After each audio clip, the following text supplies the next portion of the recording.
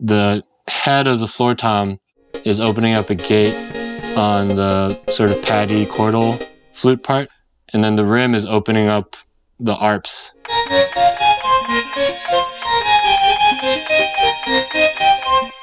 And then the third gate that I have set up is between the kick and the bass instrument. The bass instrument is made out of using upright bass kind of arco bowed samples. So when I hit play, you're not going to hear it at all. But once I hit the kick,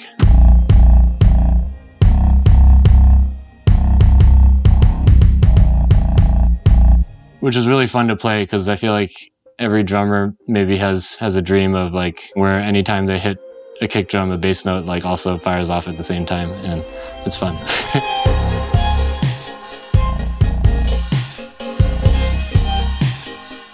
I think a good analogy for this technique is imagine two different people playing one saxophone. One person's picking the notes, but the audience doesn't hear what those notes are at all unless the other person is like blowing into them. In this case, sensory percussion is like the mouthpiece, and what I have set up in my Ableton session with these sort of pads and ARP melodies is the person playing the finger pads on the saxophone. So I'm gonna do a breakdown of one of my own songs. This one's called Audacious, and it features Kazu Makino. You might know her from the band Blonde Redhead.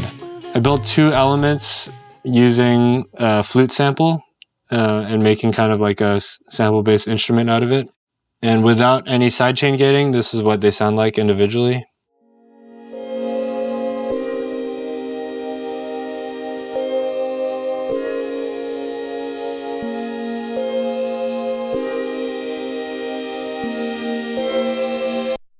There's that, and then there's like a higher counterpart to that using the same instrument.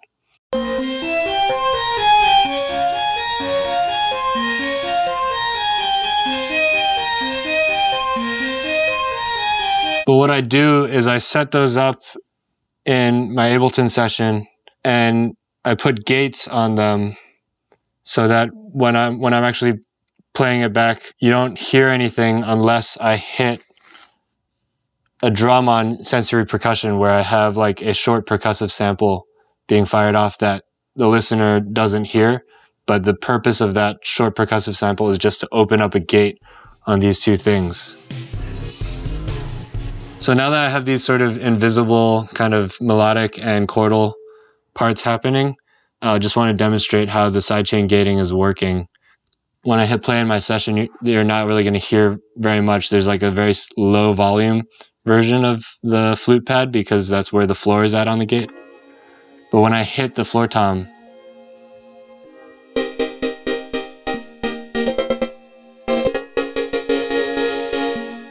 and another thing that I did is the velocity on this floor tom is controlling the release on the sidechain gate so that when I hit it quietly, it's like a shorter release, and when I hit it harder, it's a longer release, and you can hear that.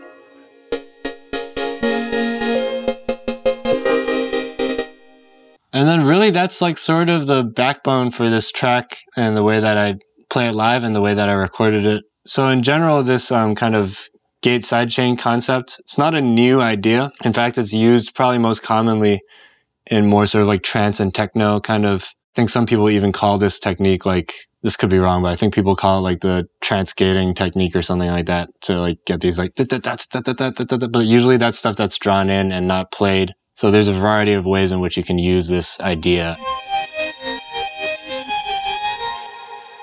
One of the things that I really like about this concept is that you can make sort of these longer pieces of audio and build in sort of variance that happens over time, whether that's like the notes changing or the sound of it is like kind of automated to change slightly over time or extremely. And as you open the gates, like the character of that instrument just like changes, and it's just like there's always some kind of interest and variance inherent in the process. Other than that, there's a few kind of percussive elements that I put together that I'll walk through real quick. The kick is just, actually I think I used an acoustic kick sample and just messed with it a bit. Sounds pretty acoustic. And then the snare, I put on the rim of the snare in sensory percussion.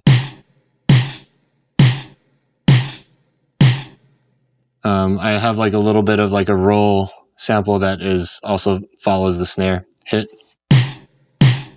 And then on the snare head, I have sort of like this gong ride type instrument. What's happening with that is there's two different samples. That's like a gong sample. And then that's like a bell of a ride sample.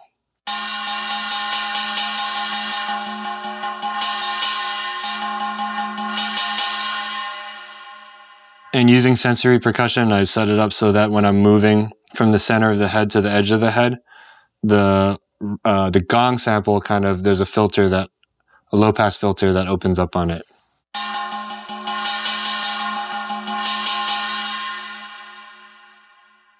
And then probably one of my favorite sounds in this song is this sound. And this is a good example of something I like to do where I turn a percussive element and turn it into maybe more of a pitched element. The source of the sound for this sample is a recording of me doing like a very fast roll over 3 different rototoms that are tuned to a chord. The original sample for this rototom kind of roll sounds like this.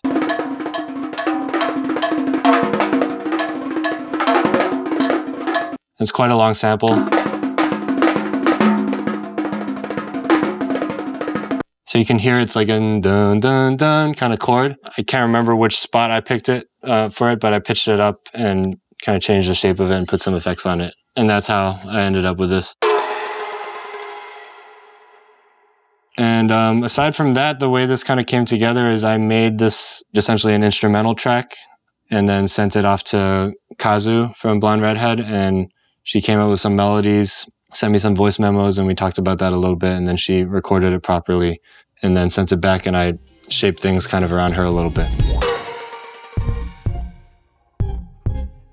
In general, my process a lot of the times does kind of start from sonic details and like finding sounds that I think are interesting and then kind of seeing where the inspiration leads from there. And in this case, it started with those flute sounds and me kind of like making that one sort of general harmonic and melodic idea. This was definitely a track that also got developed as I was kind of learning or figuring out how I wanted to play it. And the 3 limbs that I'm using to play it like kind of dictate the way all these elements speak in the song. For the most part, when I play this song live, there is like a DAW structure with a click to it. But for the most part, there isn't a whole lot of like backing material, and it's all kind of like coming off of my hands, so to speak.